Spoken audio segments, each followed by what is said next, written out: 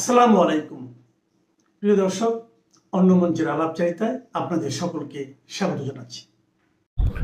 আসসালামু আলাইকুম। নিঃসন্দেহে বাংলাদেশের ক্রিকেটে যদি সর্বকালের সেরা ক্যাপ্টেন অধিনায়ক কে, সেই নামটি জানতে চাওয়া হয়, যে কেউ এক বাক্যে বলবে মাশরাফি বিন মুর্তজা। Royal express.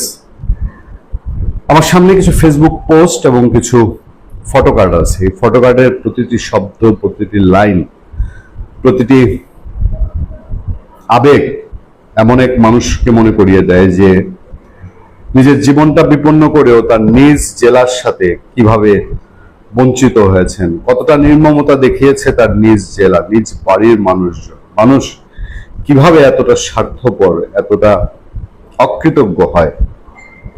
একজন একটা পোস্ট আমি পড়ে শোনাই। তিনি লিখছেন, শহর জুড়ে এত নেতা, এত প্রশাসন, না দুঃখিত, আমি একটুখানি। তিনি লিখছেন, শরীরের ক্ষত আর পায়ের ব্যান্ডেজ যার ইচ্ছা শক্তির কাছে হার মেনেছে, সবুজ গালিচায় সেই আদম্য বীরের নাম মাশরাফি বিন মুর্তজা। দেশকে দুহাত ভরে উজাড় করে দিয়েছেন এই মহানায়ক, কিন্তু প্রিয় দেশ তাকে শেষ পর্যন্ত কি প্রতিদান দিল? নিজের উপার্জনে গড়া মাথা গোঁজার ঠাই আর তিল তিল করে সাজানো সারা জীবনের স্মৃতিগুলো আজ ছাই হয়ে গেছে আগুন সন্ত্রাসীদের দেয়া লেলিহান শিখায়। মাঠের সেই লড়াকু সেনাপতিকে কি এভাবেই বিদায় নিতে হলো? আরো একটি ফটোকার্ড, যেখানে বলা হচ্ছে, আমার জীবন এখন আর কোনো জীবন নেই, সেই হাসি খুশি মাশরাফি আমি আর নেই। আমি মারা গেলে আমার লাশটা নড়াইলে নিও না। মাশরাফি বিন মুর্তজা, সাবেক অধিনায়ক, বাংলাদেশ ক্রিকেট। আমি মাশরাফি বিন মুর্তজার উপরে কালবেলার একটা ভিডিও কন্টেন্ট দেখেছি। নিঃসন্দেহে খুবই সময় উপযোগী এবং খুবই আকর্ষণীয় একটি ভিডিও কন্টেন্ট কালবেলা তার নিউজ পোর্টালে করেছেন। সেখানে তার বাবার বক্তব্য দেখেছি। তিনি বললেন যে, কোনোদিন 7-5 এই সেই করে আমার পরিবার, আমি তো না, আমার ছেলে তো অবশ্যই না, কখনো বাজে উপার্জন আমরা করিনি। মাশরাফি বিন মুর্তজা নড়াইলে একটা জিম করেছিলেন নড়াইল মানুষের জন্য নিজের পয়সা দিয়ে। সেই 5ই আগস্টের সেই আগুন সন্ত্রাসীরা, সেই বাংলাদেশ বিরোধী শক্তিগুলো বাংলাদেশে যেরকম বহু পাঠাগার পুড়িয়ে দিয়েছে, বহু স্বাধীনতার ঐতিহ্য সমৃদ্ধ স্থাপনা পুড়িয়ে দিয়েছে, তেমনি মাশরাফি বিন মুর্তজার সেই নিজের হাতে গড়া নড়াইলের মানুষের সেই জিমটি পর্যন্ত তছনছ করে দিয়েছে। কালবেলার ভিডিও কন্টেন্টে মাশরাফি বিন মুর্তজার নিজের বাড়ির যে ছবি আমরা দেখেছি, তাতে করে যে কোনো মানুষের বুক মুছতে যাবে একটা বাড়ির উপর। এবং মাশরাফি বিন মুর্তজার মতো একজন ক্রিকেটারের উপরে কি প্রতিহিংসা ছিল, কি অন্যায় করেছে মাশরাফি বিন মুর্তজার একটা অন্যায়, একটা অপরাধ জিজ্ঞেস করেন, শেষ থেকে এইটুকুই বলতে পারে, সে আওয়ামী লীগের সংসদ সদস্য হয়েছিল, এটাই তার অপরাধ। এইটা যদি তার অপরাধ হয়ে থাকে, অদূর ভবিষ্যতে যারা বিএনপি এবং জামাতের এখন সংসদ সদস্য হয়েছেন, তারাও কি একই অপরাধে দুষ্ট হবেন? একই রকম এরকম পোড়াবাড়ি আমরা দেখতে পাবো এই বাংলাদেশে? বলেন, মাশরাফি বিন মুর্তজা বা ব্যারিস্টার সুমন, সাইদুল হক সুমন, এই মাপের এমপি আমরা কতজন চোখে দেখেছি? মাশরাফি বিন মুর্তজার সেই কথাগুলো আমরা একটু জানতে চাই, যেখানে ক্রিকেট মাঠে অসংখ্য লড়াই ও নেতৃত্ব গুণের জন্য কোটি ভক্তের হৃদয়ে জায়গা করে নিয়েছেন সাবেক অধিনায়ক মাশরাফি বিন মুর্তজা। রাজনীতিতেও সক্রিয় ছিলেন এই তারকা। তবে 2024 সালের 5 আগস্টের পর লোকচক্ষুর আড়ালে আছেন তিনি। মারা গেলে আমার লাশটা নড়াইলে নিও না বলে অনুরোধ করেছেন অভিমানী মাশরাফি। সম্প্রতি এমনটি জানিয়েছেন তার বাবা গোলাম মুর্তজা। তিনি বলেন, ভালো নেই মাশরাফিরা, এক ধরনের জেলখানায় অন্তরীণ আছে 2 বছরের মতো। মাশরাফির জীবনে এখন আর কোনো জীবন নেই, কথা হয়, খুব কম কথা হয়। সেই হাসি খুশি মাশরাফি আর নেই, সে খুব আঘাত পেয়েছে। একটা কথা শুনে আমি খুব কষ্ট পেয়েছি। মাশরাফি বলেছে, আমি মারা গেলে আমার লাশটা নড়াইলে নিও না। পরিবারের আয় রোজগার নিয়ে গোলাম মুর্তজা বলেন, মানে মাশরাফির বাবা, খুবই করুণ অবস্থা, একেবারে পথের ফকির বলতে গেলে। আমাদের তো নগদ টাকা পয়সা নাইও, ছিলও না, টুকটাক করেই চলে। আমরা ধানাই পানাই ধান্দাবাজি করে খাওয়া কোনোদিন করিনি, পছন্দও করি না। কেউ বলতে পারবে না কোনো কিছুর সঙ্গে আমরা জড়িত না। আমি তার ছেলে তো একেবারেই না। আমার পরিবারের কেউ না, আমাদের জমি জমা আছে, খামার আছে, এগুলো করে খাই। কালবেলার সেই নিউজ তিনি সেখানে আরো বলেছেন যে মাশরাফি বিন মুর্তজা নড়াইলের জন্য কি অপকার করেছে, একটা জায়গা থেকে একটা পয়সা নেই। মাশরাফি বিন মুর্তজার ভিডিও কথাবার্তাগুলো আমরা দেখেছি। তিনি কারোর উপরে কোনো আক্ষেপ রাখেননি, কারোর উপরে কোনো রাগ অভিমান কিছুই রাখেননি। মাশরাফি নিজে বলছেন যে আমি কোনো মামলা করব না।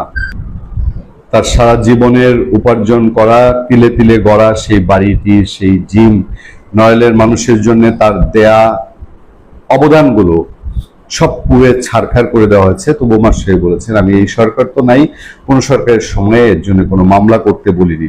মাশরাফি বিন মুর্তজা নীরবে সয়ে যাচ্ছেন যে দুঃখের পাথর। নিশ্চয়ই একদিন না একদিন এগুলো ফিরে আসবে, কারণ 5 আগস্টে বাংলাদেশে এসব কর্মকাণ্ড যা হয়েছে এসবের সাথে সাধারণ মানুষের কোনো সম্পৃক্ততা নেই। সারা দেশেই কিছু কিছু নিজস্ব এজেন্ট, সেই মেটিকুলাস ডিজাইনের কিছু ডলার খেকো মানুষ তৈরি হয়েছিল, যারা বেছে বেছে তখন সাধারণের ইমোশনকে কাজে লাগিয়ে দেশে কীর্তিমান মানুষ, সলিড পলিটিশিয়ান। মাশরাফি বিন মুর্তজার বাবা বলছিলেন যে কেনই যে আসামি রাজনীতিতে গেল, রাজনীতিবিদদের রাজনীতির দল মনে রাখে, রাজনীতি দলকে মানুষ মনে রাখে, কিন্তু এরকম রাজনীতিবিদ যারা নিজের জন্য করে না, দেশ এবং জনগণের জন্য করে, তাদেরকে কেউ মনে রাখে না। নড়াইলের মানুষ একদিন নিশ্চয়ই কপাল ঠুকরে মরবে। আজ তারা কি পেয়েছে আমি জানি না। 5 আগস্টে মাশরাফির সেই বাড়িটি পুড়িয়ে দিয়ে মাশরাফিকে ক্ষত বিক্ষত করে নড়াইলের মানুষ কি উপকার পেয়েছে, কোন রাহুগ্রাস থেকে মুক্তি পেয়েছে, আজকে নড়াইলের মানুষ কেমন আছে? নড়াইলে কি কিছুই হচ্ছে না? মাশরাফি বিন মুর্তজা যেগুলো দিয়ে গেছেন, তিনি বলেছেন যে একটা বিশ্ববিদ্যালয় করা ছাড়া একটা সি গ্রেডের জেলায় যা যা লাগে সমস্ত কিছু তিনি করে দিয়েছিলেন অল্প সময়ে। আজকে কি নড়াইলের মানুষ খুব ভালো আছে? গতকাল থেকেই তো আসলে দেখছিলাম, তবে খুব ইন্টারেস্টিং লাগছিল। আপনারা জানেন যে বিএনপি নেতা এবং গণ অধিকার পরিষদের সাবেক সাধারণ সম্পাদক রাশেদ খান, তিনি কয়েকদিন আগে আমাদের এখানে অতিথি হিসাবে এসেছিলেন।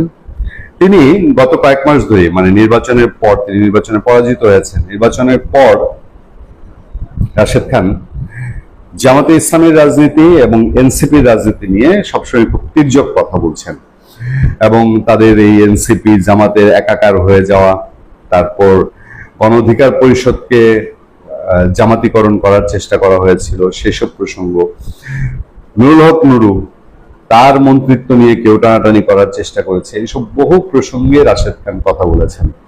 এবং রাশেদ খান আমাদের এখানে শোতে এসে সবচেয়ে বড় যে কথাটি বলেছিলেন যে তিনি জানেন, তিনি বিশ্বাস করেন যে ডক্টর ইউনূসের নেতৃত্বাধীন অন্তর্বর্তীকালীন সরকার তারা বিএনপিকে ক্ষমতায় দেখতে চায়নি, তারা জামাত এবং এনসিপিকে ক্ষমতায় নেওয়ার জন্য সর্বাত্মক চেষ্টা করেছিলেন। এই সময়ে বোম ফাটানো আবার আরেকটা খোঁচা দিলেন রাশেদ খান। বলছেন গাঁজা সেবন না করলে নাসিরউদ্দিন পাটোয়ারি হওয়া যায় না, গাঁজা সেবন না করলে নাসিরউদ্দিন পাটোয়ারি হওয়া যায় না বলে মন্তব্য করেছেন গণ অধিকার পরিষদের সাবেক সাধারণ সম্পাদক মোহাম্মদ রাশেদ খান।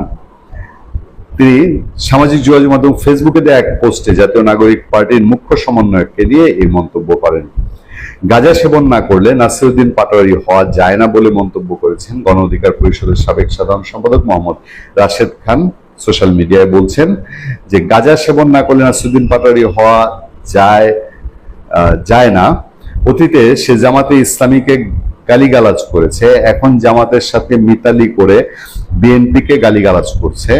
নাসিরউদ্দিন পাটোয়ারি জামাতে ইসলামীকে বলেছে জামাতে ইসলামী ভারতের এক্সটেনশন, সরকারের নামে ভণ্ডামি করছে, সংস্কারের নামে ভণ্ডামি করছে, মুনাফেকের দল, ধর্মের নামে চেতনার ব্যবসা করছে, জামাতের মুখে এক অন্তরে আরেক, জামাতের রাষ্ট্র ক্ষমতায় যাওয়ার প্রশ্নই আসে না। এগুলো নাসিরউদ্দিন পাটোয়ারি বলেছিল। তাদের রাজনৈতিক দর্শন ও অতীত আচরণ বাংলাদেশের স্বাধীনতা মানচিত্র, জাতীয় চেতনার পরিপন্থী ইত্যাদি। একটা দল সম্পর্কে এত কিছু বলার পরে আবার সেই দল থেকে আসন নিয়ে নির্বাচন করা, এটা একমাত্র গাঁজা সেবন করলেই সম্ভব। আমি এনসিপিকে বলবো দ্রুত তার ডোপ টেস্ট ও চিকিৎসা করুন, অন্যথায় তার শরীরে প্রতিদিন যে পরিমাণ নিকোটিন ঢুকছে আর এর প্রতিক্রিয়ায় আবল তাবল বকছে, না জানি আবার জামাতে যোগদান করে এনসিপিকে নিয়ে কি বলা শুরু করে যে এনসিপি জাতির সাথে গাদ্দারি করা শুরু করেছে। রাশেদ খান আরো লিখেছেন জামাত ইসলামী পারেও বটে, তাদের রাজনীতিতে নিয়ে রাজনীতিকে নিয়ে একের পর এক প্রশ্ন তোলা নাসিরুদ্দিন পাটোয়ারি আজকাল তাদের আইডল, কারণ সে এখন রূপ বদলে ফেলে জামাতপন্থী হয়েছে। পডকাস্টে বলেও বেড়াচ্ছে সে নাকি শিবিরের সাথী ছিল, অথচ ক্যাম্পাসে দেখেছি সে বাম করে। একজন লোক শিবির থেকে বাম হয় কিভাবে? খুবই মিরাকল। উল্লেখ্য, গণ অধিকার পরিষদের সাবেক সাধারণ সম্পাদক মোহাম্মদ রাশেদ খান বাংলাদেশ জাতীয়তাবাদী দল বিএনপিতে যোগ দিয়েছেন। এবারে ত্রয়োদশ জাতীয় সংসদ নির্বাচনে ঝিনাইদহ ৪ আসন থেকে বিএনপির হয়ে প্রতিদ্বন্দ্বিতা করে হেরে যান তিনি। অপরদিকে এনসিপির মুখ্য সমন্বয়ক নাসিরুদ্দিন পাটোয়ারি জামাত নেতৃত্বাধীন ১১ দলীয় জোটের হয়ে ঢাকা ৮ আসনে প্রতিদ্বন্দ্বিতা করে হেরে যান। বাংলাদেশের রাজনীতিটাই না এরকম বিচিত্র। একেবারে সেই আওয়ামী লীগ আমল থেকে শুরু করেন, ধরেন মতিয়া চৌধুরী বা হাসান ওয়াকিনুর মতো মানুষ, তারা বঙ্গবন্ধুর শরীরের চামড়া খুলে ডুবডুবকি বানাতে চেয়েছে, কিন্তু পরে একটা সময় তো এই মতিয়া চৌধুরী আওয়ামী লীগের অন্যতম বড় কাণ্ডারি হয়ে উঠেছিল। বিএনপিকে বহু গালিগালাজ করেছে, বহু সমালোচনা করেছে, এরকম মানুষ এখন বিএনপির সংসদ সদস্য। আর জামাতে ইসলামীর কথা তো বাদই দিলাম, জামাতে ইসলামীকে গালিগালাজ করুক, যাই করুক, জামাতের আবার চামড়া মোটা। জামাতকে কেউ যদি খুব বেশি গালিগালাজ করে জামাত কিছু বলে না, জামাত তলে তলে কাটে। এখন নাসিরুদ্দিন পাটোয়ারিদেরকেও কি ভবিষ্যতে আবার তলে তলে কাটার জন্য কোলে তুলেছে কিনা এটা আমি জানি না। তবে গাজা সংক্রান্ত রাশেদ খানের বক্তব্য একান্তই নিশ্চয়ই রাশেদ খানের দায়িত্ব। আমাদের কাছে একটা উৎসুক চোখ তৈরি হয়েছে এটা নিয়ে, তাই এই ব্যাপারে আলোচনা করা। ধন্যবাদ আপনাকে আবারও। আমরা এগুলো আগেও জানি, কিন্তু আমরা বললে সেটা মানবে না, বলবে যে আওয়ামী লীগের দালালি করি, ভারতের দালালি করি। বাংলাদেশের যত গরু, শুধু গরু না, মানুষও ওইখানে গিয়ে আবার চাষাবাদ করে। ভারতীয়রা ভুলেও সেইখানে আসে না। নোম্যান্স ল্যান্ডে কোনোদিনই ভারতীয়রা আসে না, ভুলেও না। মানে ভুলে যে আসবে তাও আসবে না, আপনি ভুল করেও আসতে দেখবেন না, কিন্তু এরা জেনে বুঝে যায়। কারণ এদের চুলকানি বেশি, তো খাই যেয়ে ঘাও বানাইতে হয়, তার জন্য। আর ওই যে বলছি, আমি বারবার বলি যে বাংলাদেশের মানুষের বাপদাদা 14 গোষ্ঠীর কপাল ভালো, আমি সহ। কারণ আমি তো বাংলাদেশি, আমার বাপও তো কম বাংলাদেশি। তো আমাদের বাপ দাদার সকলের 14 গোষ্ঠীর কপাল ভালো, নাতিদেরও কপাল ভালো যে ভারতের মতো একটা নিরীহ প্রতিবেশী দেশ পাওয়া গেছে। ওই যে পশ্চিমবঙ্গের মুর্শিদাবাদের হুমায়ুন বলে না, সেটা ভাঙ্গা মাইট দিবে, সেটা ভাঙ্গা মাইট দিত, তার ভাষায় বলা, আমি বলি না। ওই বাবরি, বড় বড় বাবরের আরেক পোলা হুমায়ুন কবির, সে বলেছে যে সেটা ভাঙ্গা মাইট দিতে হয়। তো ভারত সেটা ভাঙ্গা মাইট দিত যদি এটা শুধু মুসলমান দেশ হইতো। ভারতে 120-130 কোটি হিন্দুর দেশ, 80 কোটি দেশ, যদি 100 কোটি মুসলমান দেশ হইতো, সেটা ভাঙ্গা মাইট দিত। ওই যে আফগানিস্তানে দিছে এরা ঠেলা পাকিস্তান, আর আফগানিস্তান পাকিস্তানকে ঠেলে ওরকম সাইজ করে দিত। আমাদের কপাল ভালো। পাকিস্তান যে হামলাটা করেছে, আপনি টু শব্দটি দেখেছেন বাংলাদেশে কোনো প্রতিবাদ করেছে? মসজিদ বলেন, মিম্বর বলেন, অথচ বাংলাদেশের মুসলমান মদের বারে যায় কয় পাকিস্তান খুব ভালো দেশ। সরিয়ে আনছে ভারত খুব খারাপ, মদের বারে গিয়েও বলে। কিন্তু এখন মসজিদের মিম্বর থেকে আওয়াজ শুনছেন যে এই যে 250-র মতো লোক এই যে রিসেন্ট মেরে ফেললো আফগানিস্তানে, এখন আফগানিস্তানের মুসলমানরা সুদীর ভাই হয়ে গেছে। ঠিক আছে, এদের ভারতের মুসলমান এখন ভাই হয়ে গেছে, আর পাকিস্তান তো দুলাভাই হয়, আর আফগানিস্তান সুদীর ভাই হয়ে গেছে। কোনো কথা নাই, টু শব্দটি নেই কারণ। তো আমাদের কপাল ভালো, ভারতের মতো নিরীহ প্রতিবেশী এবং শক্তিশালী। যদি নিরীহ না হইতো তাহলে যে আমাদের কপালে কি শনি ছিল। আবার নোম্যান্স ল্যান্ডে গিয়ে গরু রাখে, গরুও পাওয়া যেত না, ওরও খুঁজে পাওয়া যেত না। ভারত কি বলছে, শুভেন্দু অধিকারী কি বলছে, আমি কাঁটাতারে বেড়া বানাইলাম। তুমি কোথাকার কোন কে আসছে যেন এই উপদেষ্টা হয়ে, নাকি উপদেষ্টা বলছে কাঁটাতার তোমার ভয় পাইতে বলছে, বলছে তুমি ভয় পাও। তার মানে কি ঠাকুর ঘরে আমি কলা খেলে, মানে আসলে ভয় পাইছে। আচ্ছা, আপনার বাড়ি, আপনি চোর স্বেচ্ছর, ইন্দুর বান্দর শিয়াল এদের উৎপাতের কারণে আপনি দেয়ালটা শক্ত করলেন বা বেড়া দিলেন, আপনার বাড়ি উঁচা করে দিলেন। আমার কি সমস্যা? সমস্যা তখনই হবে যখন আপনার বাড়ির সামনে থেকে মুরগিটা আমি খাবো, আপনার বাড়ির ফলটা আমি ছিঁড়ে খাবো, যখন আপনার বাড়ি থেকে আমি এটা চুরি করব, আপনার বাড়ির থেকে খন্তা নিয়ে যাব, আপনার বাড়ি থেকে গাছের গুড়া নিয়ে চলে যাব, আপনার বাড়ি থেকে হান্ডি পাতিল নিয়ে যাব। ঠিক আছে, আপনার বাড়ি কাপড়টা চুরি করবো, তখন না আমার সমস্যা। আপনি আপনার বাড়ি ওয়াল করেন স্যার, আপনি দরিয়া বানাই হলেন আপনার বাড়ি, আমার কি যায় আসে? তো ভারত ওইখানে কাঁটাতারের বেড়া দেখ, স্টিলের বেড়া দেখ, বাঁশের বেড়া দেখ, ওইখানে চীনের দেয়াল বানাই, আমার সমস্যা কি? আমাদের সমস্যা কি? তার মানে তালমে কুচ কালা হয়। সমস্যা এই জন্য যে ওইখানে আমার খাবার আছে, রিজিক আছে। আমি বলি না আপনাকে যে বাংলাদেশের ১.৫ কোটি মানুষ সরাসরি ভারতের উপর চলে। ৫০ লাখ তো ভিতরে গিয়ে বসে আছে বাংলাদেশের। ৫০ লাখ মুসলমান কমপক্ষে। এটা সর্বনিম্ন, মানে আপনি যদি মানে কোনো না কোনো ভাবে গ্রেস দিতে থাকেন, দিতে ৫০ লাখ পাবেন। ৫০ লাখ মুসলমান বাংলাদেশের মুসলমান ভারতে বসে আছে। আর ১ কোটি মানুষ সীমান্তে সরাসরি ভারতের চোরাকার বাড়ির উপরে চলে। এই ১.৫ কোটি মানুষের ঠেলা তো সামলাইতে পারবে না। এই জন্য এত সেও শুরু করেছে। এই জন্য এত ভেবায়। এই যে জামাতিরা ভেবায়, আমার ভাবির পোলারা ভেবায়, ফাত্রামি করে। তারপরে আমার ভাবির মাইয়ারা ভেবায়। তারপরে জামাত ভেবায়। বিএনপির একজন একজন উপদেষ্টারা আপনাকে ভেবায়। লিখেছেন, একজন কিরে লাইভে টকশোতে বাংলাদেশের বিরুদ্ধে কথা বলার জন্য ভারত কত দেয়? ইন্ডিয়ার দালালি করে আর তাইলে পাকিস্তানের পক্ষে চামচামি করার জন্য নিশ্চয়ই তাহলে জামাতিরা টাকা পায়, তাই না? ভাতিজা ভাবির পোলা বাংলাদেশে বইসা পাকিস্তান প্রীতি মারাও। তোমার মায়ের হাতি ফাটাই ফেলাইছিল, তোমার খালার হাতি ফাটাই ফেলাইছিল, তোমার বইনের হাতি ফাটাই ফেলাইছিল। সেই পাকিস্তানে গীত গাইতে কয় টাকা পাও বাবা? সেটা একটু বলবা। পাকিস্তান তোমার দুলাভাই হয়, তার পক্ষে কথা বলা। তা আমি ভারতের পক্ষে তো বলবোই। ভারত আমার দেশে মুক্তিযুদ্ধের সহযোগিতা করেছে, আমি বলবো না ভারতের পক্ষে? ভারত আমাদের মুক্তিযুদ্ধের ট্রেনিং দিয়েছে, আমি তাদের পক্ষে বলবো না? ভারত আমাদের ১ কোটির বেশি মানুষকে খাদ্য দিয়ে সহযোগিতা করেছে, ১ বছর পালছে, আমি বলবো না? ভারত আমাদের দেশের, তারা আমার পাশে না থাকলে দেশের স্বাধীনই করতে পারতাম না আমরা। তাই ভারতের পক্ষে থাকবো না? ১৯,০০০ সৈন্য মারা গেছে তাদের এই দেশের জন্য। ভারতের পক্ষে থাকবো না? তোমার মায়ের ভাতার, তোমার মায়ের লাং পাকিস্তানের পক্ষে থাকবো? ফাজিল কথাকার। এরা যে কিসে চিন্তিত আর কিসে চিন্তিত না, এদের উপদেষ্টা বলে আমরা ডরাই না, স্বরাষ্ট্র মুসলেকা স্বরাষ্ট্রমন্ত্রী বলে আমরা চিন্তিত নই, মানে আমরা বুঝি না আর কি বলতে চাই। কিন্তু এর নিয়ে এত কথা বলে কেন? আমি তো আবারও বললাম, আপনি আপনার বাড়িতে যা ইচ্ছা তাই করেন, বেড়া দেন, ওয়াল দেন। আপনি আপনার বাড়িতে মাটির থেকে ওয়াল করে আপনি চাঁদ পর্যন্ত নিয়ে যান, আসমান পর্যন্ত নিয়ে যান, চৌথা আসমানে নিয়ে যান, আমার কি ভাই? না, আপনার ভাবির পোলা যে নাসিরুদ্দিন পাটোয়ারি সেটা সে বলছে এটা আন্তর্জাতিক আইনের লঙ্ঘন। হ্যাঁ, ও, আন্তর্জাতিক ওটা আইন আন্তর্জাতিক। এগুলো এখন গরু চুরি করতে যাবো আমার ভাবির পোলা, ওটা আন্তর্জাতিক আইনে আছে। মুরগি চুরি করতে যাবো, ওটা আন্তর্জাতিক আইনে আছে। তারপরে শাড়ি চুরি করতে যাবো, ওইটার জন্য আইন আছে।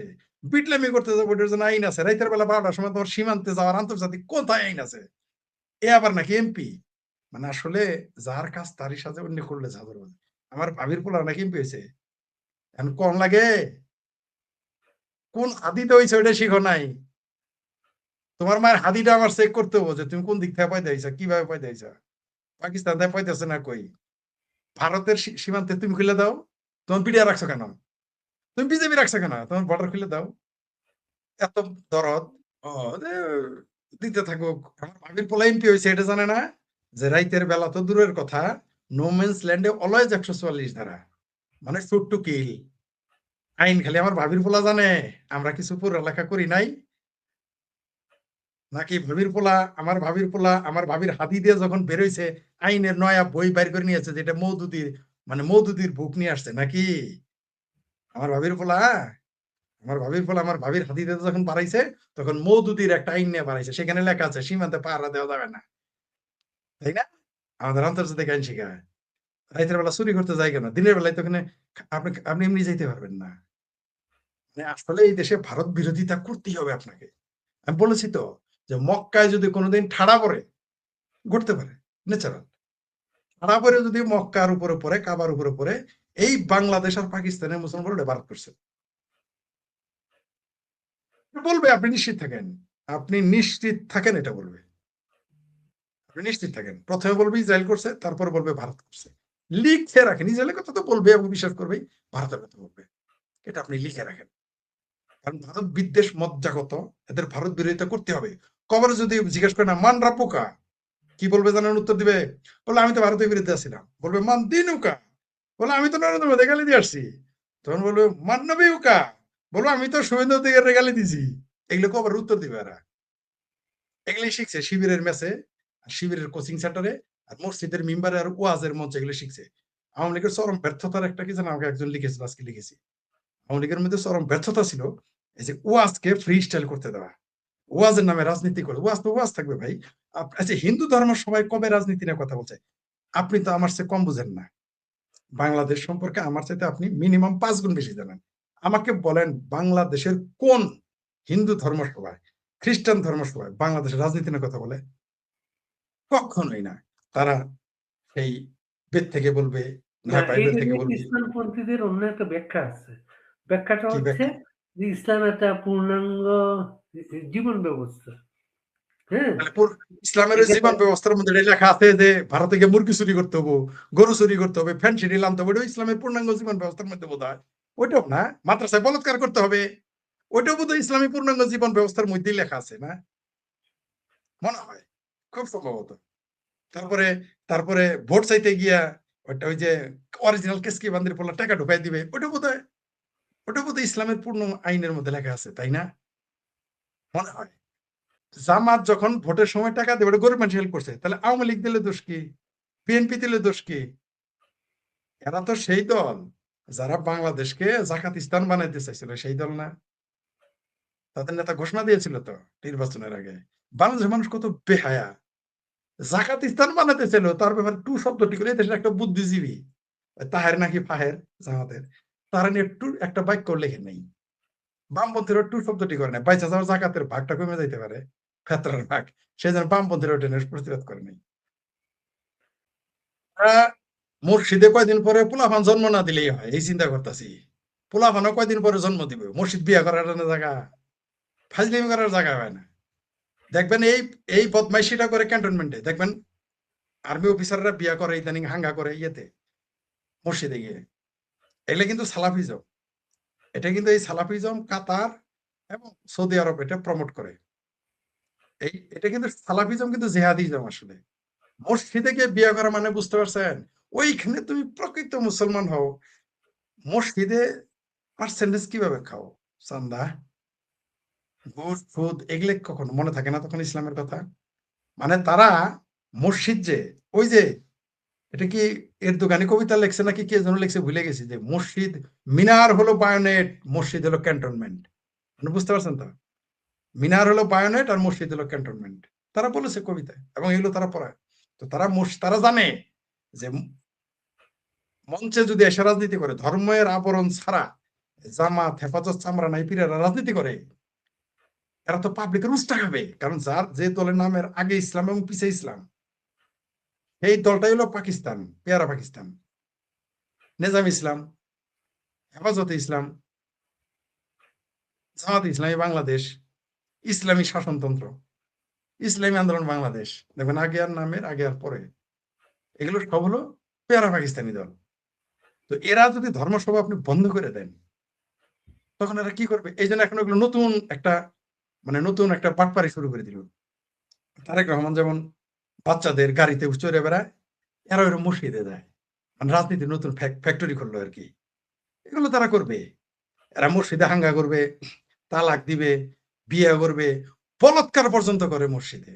এদের জন্য তো মসজিদ তো, আপনি মাদ্রাসায় জানেন না যে প্রত্যেকটা মাদ্রাসায় বাংলাদেশের কোন স্কুল কলেজে কোরআনের পাতা আপনি আন্ডার প্যান্ট আর জুত পায়ের নিচে দেখবেন না, প্রশ্নই আসে না।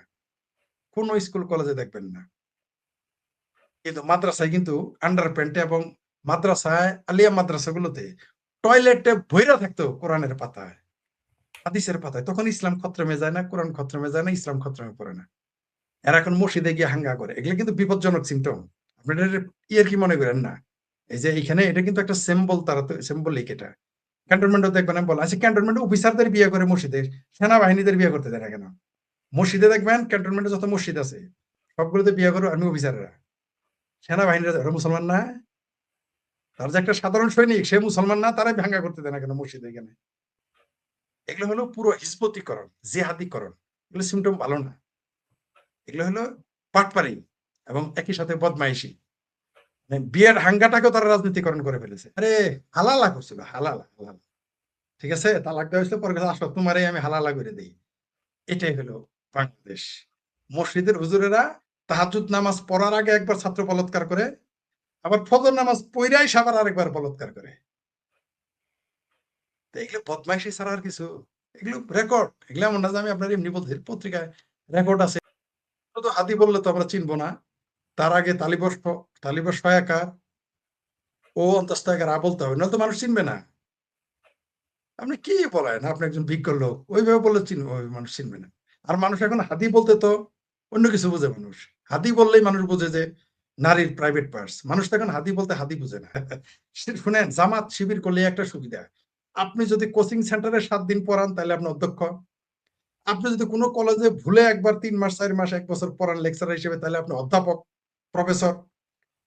আপনি যদি জামাত ইসলাম করেন তাহলে নজরুলের চেয়েও মহান। মানে এই জন্যই তো বলি যে এরা হচ্ছে মওদুদির উম্মত, জামাত শিবির। এরা হচ্ছে নবীর উম্মত না, এরা মুহাম্মদের উম্মত না, এরা হচ্ছে মগা মওদুদির উম্মত। সেই জন্য দেখবেন আপনি কোন রকম এদের দলে যোগ দিলে আপনি নজরুলের চেয়েও এখানে হাদি বড় হয়ে গেছে, তালিবান সহ অন্তস্থের হাদি বড় হয়ে গেছে। আমার মনে হয়, শুনেন, খলের কোনোদিন ছলের অভাব হয় না। শুভেন্দু অধিকারী যদি ক্ষমতায় না আসতো তাহলে অন্য স্টাইলে বলতো। শুভেন্দু অধিকারী ক্ষমতায় আসছে বিজেপির সাথে আরেক স্টাইলে বলতেছে। শুভেন্দু অধিকারী যখন থাকবে না, কংগ্রেস কি আগে দুলাভাই হয়? কংগ্রেস সরকার কি দুলাভাই হয়? 71-এ তো কংগ্রেস ক্ষমতায় ছিল, তখন কি ভারত বিরোধিতা বাদ রাখছিল? তখন তো মৌলবী না, জাসদেরও বিরোধিতা করতো। এখন ভারত ভালো, বিজেপি, নরেন্দ্র মোদী খারাপ, মনে হয় যে মমতা বেগমের খুব ভালোবাসে, মনে হয় যে তার আগে কংগ্রেসের খুব ভালোবাসতো, মনে হয় যে তার আগে কমিউনিস্ট শাসককে খুব ভালোবাসতো পশ্চিমবঙ্গের। এগুলো হলো বাটপারি। ভারত বিরোধিতার জন্য অজুহাত আপনাকে দিতে হবে না। অজুহাত না থাকলে মুসলমানরা অজুহাত বানাইতে পারে। আপনি এই শুভেন্দু অধিকারী ক্ষমতা আসার পরে মানে মুসলমান সম্পর্কে আমার যে একটা ধারণা যা ছিল, একেবারেই খারাপ এখন ধারণা আসছে। এই 7 দিনের মধ্যে তারা কিরকম ঠাড়া পড়া মিথ্যা কথাগুলো বলছে। কোথাকার কোন এডিট করে এনে বলতেছে ভারতে মুসলমান মারতেছে, মসজিদ ভাঙতেছে, অথচ মসজিদরা পাকিস্তানের, বাংলাদেশের। মসজিদ মেরামত করতেছে, ভাঙিয়ে ফেলতেছে, ঠিক করবে, বলতেছে ভারতে মসজিদ ভাঙতেছে।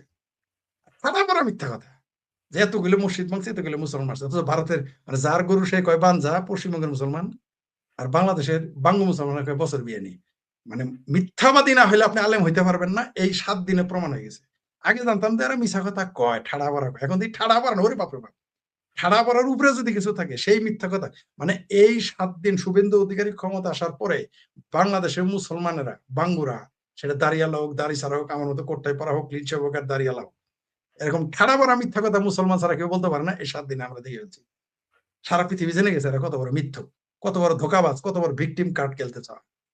আপনি পশ্চিমবঙ্গের একটা মুসলমান বলছে সে অত্যাচারিত, বাংলাদেশে বাঙ্গু টাঙ্গু, হেফাজত, জামাত, ভাবির পোলা, ভাবির মাইয়া, ভাবিরা, ঠিক আছে, সব মিছিল করা শুরু করেছে। কিন্তু বাংলাদেশে বলৎকার নিয়ে কোনোদিন একটা প্রতিবাদ করে নাই। 235 জন মানুষ আজকে মেরে ফেলছে, কোনো ফেসবুকে পোস্ট নাই, কারো কোনো পোস্ট নাই। বিমান হামলা করে মারছে, কোনো পোস্ট নাই, থাকবেও না।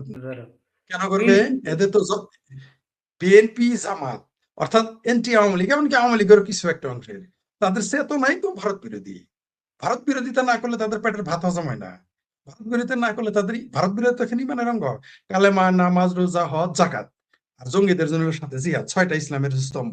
এখন 7 নাম্বার স্তম্ভ যোগ হয়েছে, সেটা সূরা বগি ঠগি নাজিল হয়েছে এই 505 নম্বর মগবাজারে, ওই জামাতের অফিসে, সেখানে নাজিল হয়েছে। সেখানে বলা আছে ইমানের স্তম্ভ এখন হলো, ইসলামের স্তম্ভ, ইমানের স্তম্ভ হলো 7 নম্বরটা হলো ভারত বিরোধিতা। এটা করতেই হবে আপনাকে, নাহলে আপনি বেঁচতে যেতে পারবেন না, আর বেঁচতে গেলে ঘুরি পাবেন। কমেন্টে আপনার সামনে দেওয়া হয়েছে, দেখেন। জি জি।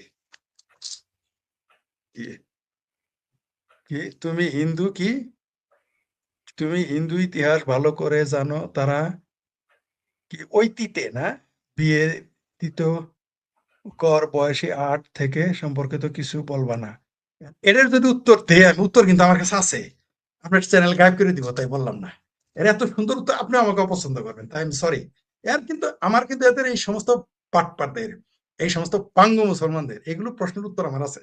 এটা বলে আপনিও কষ্ট হইতে পারেন, বা মুসলমানরা আহত হবে, আমার মায়ের পেটের বোন আহত হইতে পারে, আমার আত্মীয় স্বজন আহত হইতে পারে, বললাম না। বাঙ্গুদের এগুলো আপনি বুঝাইতে পারবেন না। এখন এরা চাচ্ছে আমি ওগুলো বলি, ওগুলো বলার চ্যানেল আছে আলাদা, ওইখানে বলবো। ওটা আসাদ নূরের সাথে এখন বলে না, আসাদ ওটা চ্যানেল আছে, ইমরান বিন বশিরের চ্যানেলে গিয়ে বল, এই উত্তরটা ইমরান বিন বশিরের চ্যানেলে দিব। থাইকো বাবির পোলা ওইখানে এসে শুনো, এই উত্তরটা দিয়ে দিবনি। কারণ এটা আমি যদি বলি আপনার চ্যানেল গায়েব করে দিবে, আর বলবে যে এটা ইসলামিক বিদেশি চ্যানেল। ও চাচ্ছে আমি এটা বলি, কিন্তু আমি এখানে এটা বলবো না। বাবির পোলা চুল দাড়ি লবা এমনি পাকে নাই, বুঝতে পারছো? আমি জানি তুমি কেন এগুলো বলছো, তোমার এটার উত্তর এত সুন্দর আছে, তুমি কল্পনা করতে পারো না। তোমার বাদ দাদা 14 গোষ্ঠী জিভা বন্ধ হয়ে যাবে, মুখ বন্ধ হয়ে, সেই উত্তর আমার কাছে আছে, শুনে নিও। আসিফ মহিউদ্দিনের চ্যানেলে সেই উত্তর দিয়ে দিবনি। পশ্চিমবঙ্গের বামপন্থীরা এইবার বোধহয় একটু খাতা খুলছে, হালখাতা হয়েছে তাদের, একটা নাকি 2টা জিপ পাইছে। শুনলাম আর কি। আবার কেরালায় তাদের ভূমিধস পরাজয় এখানে হয়ে গেছে। তো বামপন্থীরা হচ্ছে হিপোক্রেট। পশ্চিমবঙ্গের না শুধু, বাংলাদেশে বামপন্থীরাও হিপোক্রেট। আর পাকিস্তানের বামপন্থীরাও আবার হিপোক্রেট না। ওরা আবার ডাইরেক্ট বলে উই আর আশেকে রাসূল। ঠিক আছে? কার্ল মার্কসই হইলো, লেনিনবাদী হইলো, মার্ক্সবাদী হইলো, উই আর আশেকে রাসূল ঘোষণা দিয়ে, বন্ড দিয়ে, দাসখত দিয়ে তাদের হইতো। তাই তাদের কথা বাদ। মজবুর কে লিয়ে হাম কুছ নেই বলতে হ্যায়। যারা মজবুর তারা নিয়ে আলোচনা করি না। তো শক্তিমান তো হইলো শক্তিমান হইলো ভারতের, বাংলাদেশের বামপন্থী, আর মহাশক্তিমান ভারতের বামপন্থী। ঢাকাইয়া গুলো হইলো শক্তিমান, আর ভারতে হইলো মহাশক্তিমান। বাংলাদেশের ঢাকাইয়া মহাশক্তি, বরিশালে মহাশক্তির, বরিশালের শক্তিমান বামপন্থীরা আবার গরুর গোস খাওয়ায়। গরুর গোস খাওয়ায় তারপর বামপন্থী হয়। আবার পশ্চিমবঙ্গের মহা বামপন্থীরা আবার খাইয়া প্রমাণ করে যে তারা বামপন্থী। ঢাকাইয়া বরিশালে বামপন্থীরা গরুর গোস খাওয়াইয়া প্রমাণ করে, আর পশ্চিমবঙ্গে খাইয়া প্রমাণ করে বামপন্থী। এই সমস্ত বামপন্থী ভণ্ড, কিন্তু শুয়োরের গোস্ত কিন্তু খায়া না, বিলায় না। বাংলাদেশ, ঢাকাইয়া, বরিশালে এবং কলকাতা এবং দিল্লি, কেরালার বামপন্থী হলো জামাল মিরা বাংলা, ডিবের আলী 5টায় বেচে, 5টায় কিনে 3টায় বেচে, 3টায় বেচে 5টায় কিনে, জামাল মিরা বাংলা। এগুলো বামপন্থী নে, এরা জাদুঘরে চলে যাবে। বাংলাদেশে তো 2024-এর 5ই আগস্টে বামপন্থী রাজনীতির কবরচিত হয়ে গেছে, নিশ্চিত থাকেন। বাংলাদেশে হয়ে গেছে, ভারতেও এগুলো জাদুঘরে চলে যাবে। বামপন্থীটা প্রতি কিছুই থাকবে না। এই সমস্ত ভণ্ডদের মুখোশ উন্মোচিত হয়ে গেছে। আর কত বড় ফ্রড! বাংলাদেশে বামপন্থী দেখেন সারা জীবন মার্কিন বিরোধী, সাম্রাজ্য বিরোধী। এখন ওই মার্কিনের লুঙ্গি, আগে ছাত্রলীগের লুঙ্গি তলে ছিল, এখন আওয়ামী লীগের লুঙ্গি তলে চলে গেছে। কয়দিন আগে গণজাগরণ মঞ্চের ইমরান সরকারের লুঙ্গির তলে আসলো কিছুদিন। গণজাগরণ মঞ্চে এই বামপন্থীরা কিছুদিন ইমরান সরকারের লুঙ্গির তলে গিয়ে ঢুকছিল। কারণ আওয়ামী লীগে যেতে সরব পাইতে ইমরান সরকারের লুঙ্গির তলে আসছিল। সেখানে জয় বাংলা বলতে হয়, জয় বঙ্গবন্ধু বলতে হয় না, তাই ওখানে গেছিল। যদি গণজাগরণ মঞ্চে দেখবেন বামপন্থীরা কিন্তু জয় বাংলা, জয় বঙ্গবন্ধু বলে নাই, জয় বাংলা, জয় বাংলা। অ্যালার্জি থাকবেই তো। সিংহ আমাদের 3 কাম: আওয়ামী লীগ, ভারত, বঙ্গবন্ধুর বদনাম। আর কোনো কাম নাই। এদের কথা, এদের টয়লেট হয় না, আপনি জানেন? ওই কিছু লোক আছে না, যে বিড়ি না খেলে নাকি টয়লেট হয় না। এদের আবার যে দিনে 3বার আওয়ামী লীগ, বঙ্গবন্ধু, ভারতকে গালি না দেয়, এদের টয়লেট হয় না, এই সিংহ বামদের। এটা নতুন না তো। মৌলবীদের চাইতে এরা কিন্তু আরো মারাত্মক।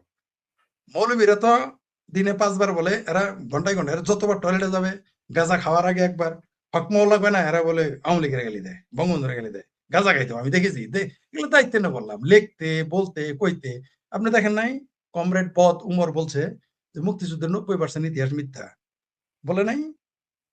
তিনি কি আমার চেয়ে কম বড় পণ্ডিত, না আপনার চেয়ে কম বড় পণ্ডিত? যার নামের উপরে ডক্টরেট ডিগ্রি হয়, মানে তার নাম, তাকে স্টাডি করে ডক্টরেট ডিগ্রি নেয়। বদরুদ্দিন উমরের উপরে ডক্টরেট ডিগ্রি করার রাজশাহীতে 2-1জনের সাথে আমার পরিচয় ছিল, মানে কথাবার্তা বলেছি আর কি। তাহলে সেই ব্যক্তি যদি এরকম মিথ্যা পারা কথা বলে, ঠাডা পারা, সিংহবাম বলতে হবে। আপনি দেখেন না ভারতের যারা সিংহবাম বলছে না যে 25,000 মানুষ, আপনি কি জানেন যে ভারতের সিংহবাম বই লেখছে 25,000 নাকি মুক্তিযুদ্ধের সময় বাংলাদেশে 25,000 মারা গেছে। আর এক সিংহবাম আছে অরুণ ধুতি রয়, সে লিখেছে যে পাকিস্তান 71-এ সেনাবাহিনী বাংলাদেশ অত্যাচার করে। সিংহবাম এগুলো বলতেই হবে। সিংহবামের এইরকমই হয়। সিংহবামের নিজের ভারতের বিরুদ্ধে কথা বলে, আর বাংলাদেশে পেয়ারা পাকিস্তানি। আচ্ছা, সিংহবামেরা কেন পেয়ারা পাকিস্তানি হয়? এরা মস্কোর পক্ষ বলে না, ঠিক আছে, চায়নার পক্ষ বলে না, কিন্তু পেয়ারা পাকিস্তানি হয় কেন? আমি গবেষণা, এটা আমার লেখা আছে সিংহবাম নিয়ে, আমি আমার বইয়ের নামই থাকবে সিংহবাম। ঠিক আছে, এগুলো নিয়ে লিখতেছি, 100 প্রকাশ হবে আশা করি। আর কিছু সংযোগ করার নাই, শুধু বলবো ভাই, এই শুভেন্দু অধিকারী আসার পরে আপনারা ইসলাম নিয়ে, মুসলমান নিয়ে যা যা শুরু করছেন, এবং বাংলাদেশ নিয়ে, বাংলাদেশের মানুষ নিয়ে মানুষ হাসাহাসি করতেছে, এমনকি সেই সাথে আপনারা ইসলাম এবং মুসলমানকে ছোট করতেছে। এগুলো থেকে বিরত থাকুন। আর পড়শির সাথে কিন্তু ফষ্টি খাটে না। পড়শি যদি হয় শক্তিমান, তাহলে কিন্তু ফষ্টি আরো খাটে না। গ্রাম বাংলায় মুরব্বীদের কাছে কথা শুনেন। আমি যেমন ডক্টরেটদের বই পড়ছি, ডক্টরদের সভাপতি ছিলাম, তেমনি কিন্তু আমি গ্রামের মূর্খ, অশিক্ষিত, বয়স্ক মানুষদের সাথেও দিনের পর দিন, রাতের পর রাত বসে বসে গল্প শুনতাম। পড়শির সাথে ফষ্টি খাটে না। ওই কাঁটাতারের বেড়া সে দিছে, আপনার সমস্যা কি? চায়নার মতো ওয়াল দিবে, আপনার সমস্যা কি? বিটলেমি করেন, গরু চুরি, মুরগি চোরা করা বাদ দেন, ফেন্সিডিল চুরি করা বাদ দেন। ইন্ডিয়ার ফেন্সিডিল খেয়ে, ইন্ডিয়ার মোটরসাইকেলে চড়ে, ইন্ডিয়ার বাসে চড়ে, ইন্ডিয়ার ট্রাকে চড়ে, ইন্ডিয়ার তেলে বাইক চালায়, ইন্ডিয়ার তেলে ট্রাক বাস চালায়, ইন্ডিয়ার বিরোধিতা একটু কম করেন। খান ইন্ডিয়ার চাল, খান ইন্ডিয়ার আলু, আর আপনার খালু হয় হইলো পাকিস্তান না? এগুলো ভণ্ডামি বাদ দেন, এগুলো এখন প্রকাশ হয়ে গেছে। এইভাবে আপনি দেশ চালাইতে পারবেন না, দেশের অস্তিত্ব বিলীন হয়ে যাবে, আপনারাও না গায়ে মারা যাবেন। ভালো থাকবে সবাই। আমেরিকাতে অনেক রাত, বসে বসে হঠাৎ করে ঘুম ভেঙে গেল। এই হোটেলে একা, মানে আজ থাকে না মানুষের খুব একটা একা সময় থাকে, খুব চারিদিকে শুনশান নীরবতা। তো এরকম ভাবে আপনার ফেসবুক স্ক্রল করতে করতে, ভিডিও স্ক্রল করতে করতে আসলো মাশরাফি বিন মর্তুজার বাবার একটা ভিডিও, কালের কণ্ঠ। সেই ভিডিওটা তারা আপলোড করেছে তাদের সাইটে, সেইটা। তো চুপচাপ মনোযোগ দিয়ে মাশরাফি ভাইয়ের বাবার তার বক্তব্যটা শুনলাম। মাশরাফি ভাইয়ের সাথে আমার একদিন দীর্ঘ দীর্ঘ আলাপ হয়েছে।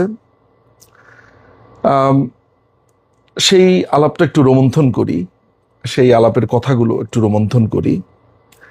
আমরা মাশরাফিকে ঠিক যেভাবে ধরেন ফিল্ডে দেখতাম, একটা বাঘের মতো, এক মানে ধরায় দেবানি নড়াইলের ভাষাতে তিনি বলতেন, আমরা সেগুলো বলতাম, গর্ববোধ করতাম তাকে নিয়ে।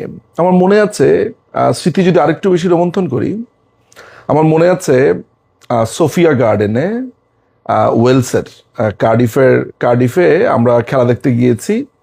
এইটা সম্ভবত চ্যাম্পিয়ন্স ট্রফি ছিল। বাংলাদেশ 30 রানে 4 উইকেট মনে হয় হারিয়ে ফেলেছে।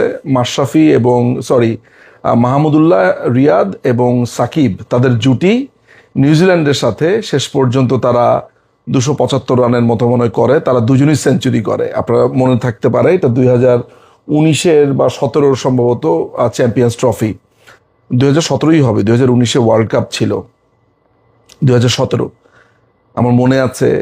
সেই ম্যাচে মাশরাফিকে আমাদের পাশেরই ওই প্লেয়ারদের যেখানে তারা বসে লাউঞ্জে, অনেক দূর থেকে মাশরাফির অনেকগুলো ছবি তুলেছিলাম। তার সে কি উল্লাস, হাত দিয়ে বলছে, রিয়াদকে বলছে। এই ছাড়া আমরা মাশরাফিকে নিয়ে কত গল্প জানি, শুনেছি যে মাশরাফির এই হাঁটুতে কত অপারেশন হয়েছে। তো টেলিফোনের ওই পার থেকে যখন মাশরাফির কণ্ঠটা ভেসে আসলো, সেই ছেলেটার কণ্ঠ অনেক পরিচিত। এতদিন যাকে টিভিতে শুনেছি, রেডিওতে শুনেছি, আসলে 5ই আগস্টের পরে দলের নেতা কর্মী আমরা তো সবাই এক হয়ে গেছি, ভাই বন্ধু, আমাদের একজন আরেকজনের খোঁজ নেওয়া, খবর রাখা। মাশরাফির কাছে কত গল্প শুনলাম, তার দুঃখের গল্প। আমার মনে আছে নড়াইলে তার বাড়ি দেখতে গেছিলাম আমি আর হৃদয়ের বাড়ি ওইখানে। তো SM সুলতানদের বাড়ির ওইখানে গিয়ে বিরাট বড় একটা নৌকা দেখতে পেলাম, ওখানে রাখা হয়েছে SM সুলতানের এটা। তো হৃদয়কে বললাম চল আসল জায়গাতে যাই, মাশরাফির বাড়িতে। তো মাশরাফির বাড়ির সামনে থেকে ঘুরিয়ে নিয়ে আসলো, তার সেই বাড়িটা অপূর্ব দেখলাম। মাশরাফি বললেন তার যত ট্রফি, তার যত চিহ্ন স্মারক সব পুড়িয়ে দিয়েছে। এই কিছুদিন আগে আরেকবার পোড়ালো। আমি তাকে জিজ্ঞেস করলাম, এই যে সারা বাংলাদেশের মানুষ মাশরাফি মাশরাফি এত ভালোবাসতো, এই মানুষগুলোর কি হলো? চুপ করে থাকেন।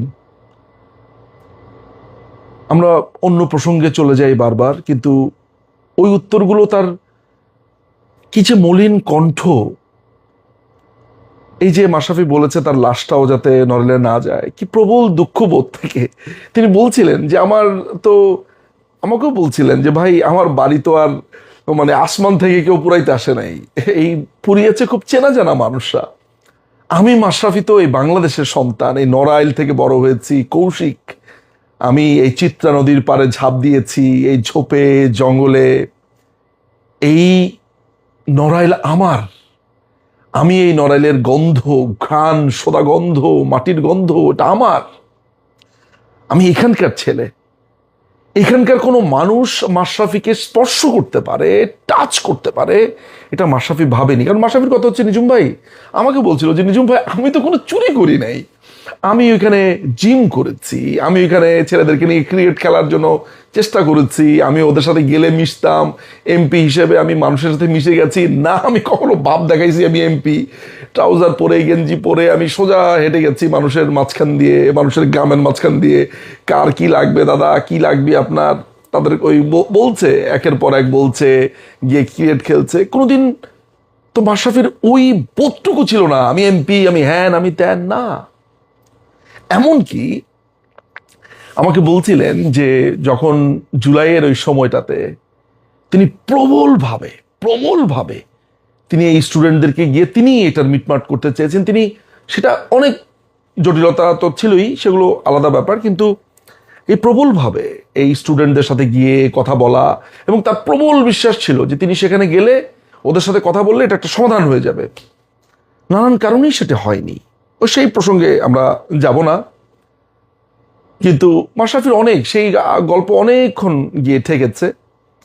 আমি চুপচাপ তার গল্প শুনেছি, কথা শুনেছি। মুক্তিযুদ্ধের প্রতি তার কি প্রবল সম্মান, মুক্তিযোদ্ধা, মুক্তিযুদ্ধ, বঙ্গবন্ধু। বিশ্বাস করেন উনি আওয়ামী লীগের এমপি, ওই জায়গাটা বাদ দিয়ে দেন, শুধু এক মাশরাফি এ ট্রু হিরো, যে একটা মানুষকে ঠিক যেভাবে আপনি কল্পনা করতে পারেন, দেশপ্রেমিক। ধরেন বিএনপির কোনো লোক আসলো, জাসদের কোনো লোক আসলো, জাতীয় পার্টির লোক, ওর কাছে এগুলো ব্যাপারই না। ব্যাপার হচ্ছে মানুষ বিপদে পড়েছে তার কাছে, কারণ ও তো বাংলাদেশের সন্তান। ওর কাছে ও একটা পার্টির এমপি হয়েছে বটে, ও সবসময় মনে করে যে ওই মানুষের এমপি, মানুষের জন্য। ওর মধ্যে এটা ছিল না, অথচ দেখেন তার বাড়ি ঘর সমস্ত পুড়িয়ে দিয়েছে। ভবিষ্যতে ধরেন আমরা মাশরাফির বাড়ি কে পুড়িয়েছে না পুড়িয়েছে এদেরকে আমরা লোকেট করব, বিচার করব, বহুত কিছুই হবে, হ্যান ত্যান বহুত কিছুই হতে পারে। আচ্ছা ভাই, কোনোদিন মাশরাফির ওই মেডেলগুলো আর ফেরত আসবে? তার স্মৃতি স্মারক, সমস্ত চিহ্ন ফেরত আসবে? প্রত্যেকটা ঘামের টাকা দিয়ে এই 7 বার অপারেশন করেছে হাঁটুটাতে, এই টাকা দিয়ে দিয়ে দিয়ে দিয়ে দিয়ে দিয়ে দিয়ে অল্প অল্প করে জমিয়ে জিমনেশিয়াম বানিয়েছে, ইকুইপমেন্ট কিনে দিয়েছে, মাইক্রোবাস এনে দিয়েছে মাশরাফি, নড়াইল এক্সপ্রেসের বাড়িটা বানিয়েছে বাবা মার জন্য। বাবা মা থাকবে, কি সুন্দর একটা ডুপ্লেক্স বাড়ি এক গ্রামে, নিভৃত গ্রামে করেছে। সমস্ত জমি জিরাত বিক্রি করতে হয়েছে। মাশরাফির ভাইটার 30 লক্ষ টাকার মালামাল ছিল তার দোকানে, মুরসালিনের, সব পুড়িয়ে দিয়েছে, সব। ভাইটা পথহারা, স্ত্রী কন্যা। বলে ভাই জানেন, দিনের আলো দেখি না, সারাদিন বসে থাকি, মাঝে মধ্যে ব্যালকনি দিয়ে মানুষকে দেখি। বলে যে ভাই আমি তো লুঙ্গি পরি, জানি না কবে বাইরে গিয়া কোনোদিন একটা প্যান্ট পরছি, মানে বাইরে যাওয়ার জন্য। লুঙ্গি পরা আমার গত 2 বছর। নিজের মতো করে থাকি, ভাবি বঙ্গবন্ধুকে ভালোবাসার জন্য এই মূল্য আমাকে দিতে হয়েছে, শুধু আওয়ামী লীগ করি বলে এই মূল্য দিতে হয়েছে। ভবিষ্যতে কত মানুষ আসবে ফুল দিতে, ভাই সরি, লক্ষ লক্ষ লোক হয়তো আসবে মাশরাফির জন্য এগুলা বলার জন্য, সরি, কত কিছু। কি আসবে যাবে বলেন? কি হবে? এই মাশরাফি এই বাংলাদেশকে কি না দিয়েছে? আজকে তামিম আজকে বোর্ড প্রধান, যাক ওর কথা বলবো না। ছেলেটা দোষে গুণে মিলিয়ে আমি যতদূর জানি ভালো, অনেক ব্যাপার স্যাপার আছে, তার পলিটিক্যাল চয়েস তো আছেই, বাট অনেকের জন্য অনেক কিছু করেছে, এটাও সত্যি কথা। ভবিষ্যৎ একদিন বলবে, বাট ওইটা আমরা যা জানি সেটা আমাদের জানার মধ্যেই থাকুক। কিন্তু মাশরাফির সাথে আরো অনেক প্রসঙ্গে আসলে হয় কি, আমি তো সব কথা বলা সম্ভবও না, বলা যাবেও না, কিন্তু যেই কথাটা আমার বুক চিরে আসে যে তার বাড়িঘরকে একবার না 4-5 বার পুড়িয়েছে, মানে কদিন আগে আরেকবার পুড়িয়েছে। কি প্রবল ক্ষোভ এই নড়াইলেরই মানুষ, এই নড়াইলেরই ছেলে পেলে, তাদের জন্য এই নড়াইলটাকে, মানে মাশরাফির জন্য এই নড়াইলকে সারা পৃথিবীর মানুষ চিনেছে।